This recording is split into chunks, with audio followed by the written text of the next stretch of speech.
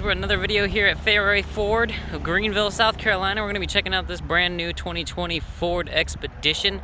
Now the Expedition is the largest three-row you can get from Ford, and actually I believe now the largest three-row in this segment, since it's still based on, I believe, a modified version of the F-150 chassis. This thing does have the largest tow rating of, I believe, 9,300 pounds. Let me show you the sticker here today. Now this thing has a 3.5 liter EcoBoost V6 from the F-150 and the 10-speed automatic from the same truck. And before options, this base price is $55,860. There's $8,300 worth of options on here, bringing us to a total of $64,775. Now this thing's not super great on the fuel economy, but that's okay. 22 miles to the gallon on the highway, 17 in the city, and 19 combined. This is a very large vehicle. Once again, it's based on a truck chassis, and you can tell when you're driving it, when you're moving it around, when you're in it, and it's really great because of that. This thing does have a tow package on it. You can look underneath here. We do have 4 and 7 pin connectors. Actually, this one does. I don't believe this one does have the tow package. I believe that cap doesn't come off. I believe the cap actually comes down slightly lower if it is a tow package. This one does not have that. So once again, this one does have the off-road tires. I believe this one does have the FX4 package. It gives us the locker as well as a little bit lower differential for giving us more torque. All right, well let's explore the rear here. Now remember, this is not the Expedition Max. This is the regular Expedition XLT. It does have a power liftgate. Opens all by itself. You can also use the key fob. Now in the back here, you have enough. Probably have about 18 inches from here, from the back, right here where the door shuts, up to the back of the seat, but it does curve in a little bit, so that does taper off. We do have this storage cubby under here. Here's your jack. Leave your spare tires mounted underneath. There's your netting. Netting goes across. Now you do have power seats here. So if we push this, this is actually going to put the whole third row down. I don't know if you saw that the headrest actually closed just before, and there's actually something in this seat, so this seat won't go down. But we can just as easily put both of them down up there as well. Now if we want them both back up, now this is third row left, third row right. So I can push the third row right button, rises right back up. And then we have second row left, second row right. If I push that, well, we actually have to manually lift those. So as we go up, let's go and do that. We have a button here to push. Remember, it's power, so it drops right back down. Once again, these huge wheels on this, running boards underneath. As we open this second door, you can see how massive this door is. This is, you can, once again, F-150 chassis, you can tell how big these doors are. These doors are massive. There's tons of storage in them. Very big, nice soft spot to put your elbows. Here's your handle, remember, F-Series style. So we got this grab clamp. And these are actually better because they don't break. So durable for the kids if you're buying this as a family hauler. I don't know what other class this thing fits into other than that, but some people, I guess, could use it as a work truck. You definitely can tow with it. You definitely can fold everything down and haul with it. Now that we're in the second row seat with the seats back up, I want to show you, these are really nice, luxurious captain's chairs. They're leather, they're perforated in the middle, so they don't hold a lot of heat.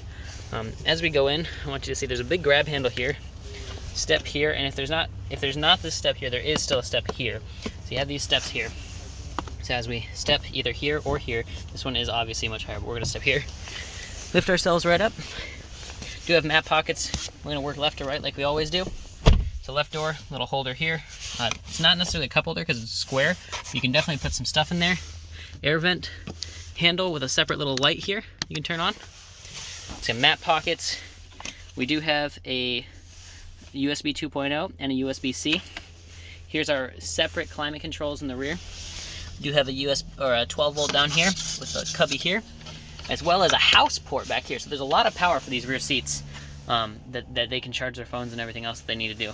Now let's climb to the rear seats. Now we do have, honestly, we have about 24 inches from here, from this side of the seat to this side of the seat. So this is a nice wide area. Now where it closes off is right here in between these armrests, and even here it's still about 12 inches. So as long as you're not a large adult, you can definitely squeeze through here quite easily.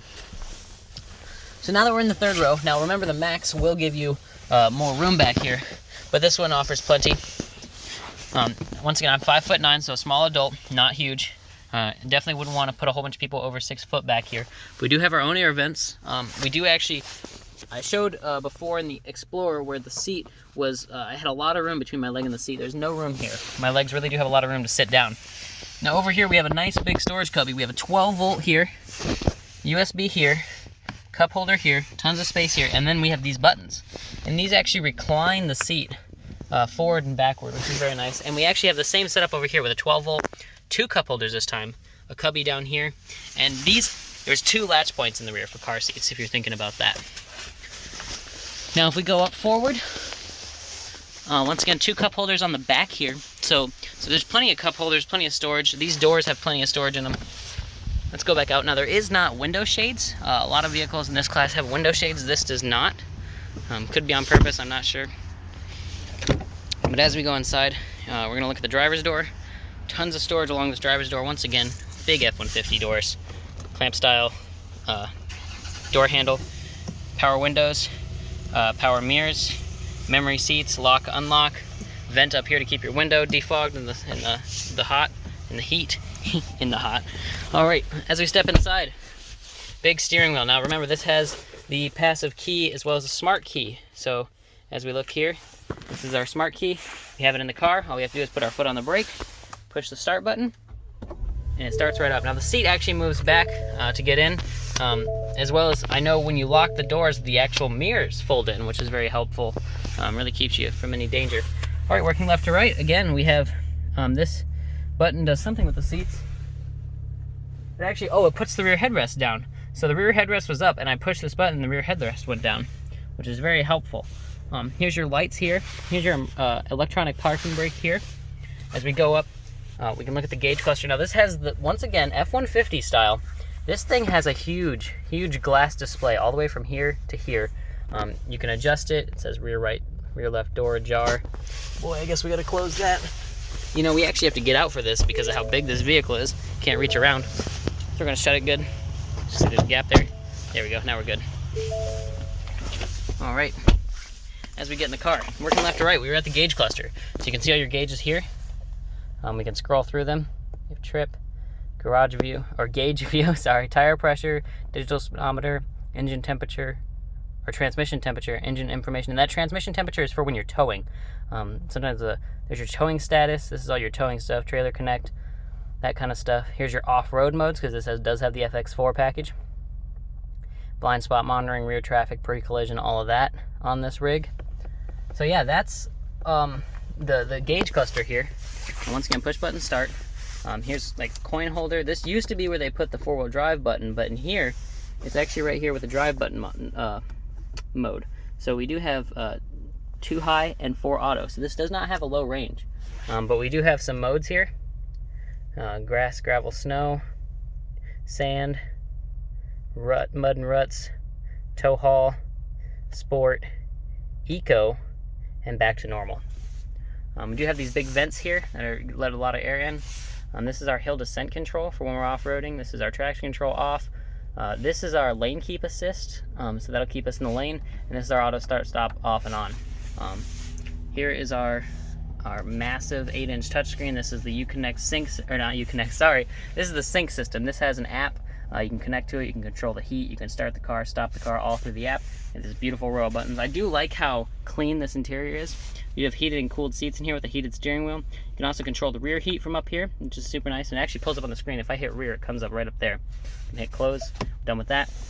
We do have a big 12-volt switch here. Now, down below, we have storage.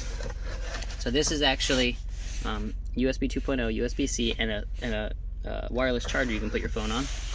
Now this is your turn dial shifter. Some people don't like this, and this is also how you change your gears. No paddle shifters in here. These 2 buttons are how you change your gears manually if you're towing or hauling or even drag racing. I don't know what you're doing in here.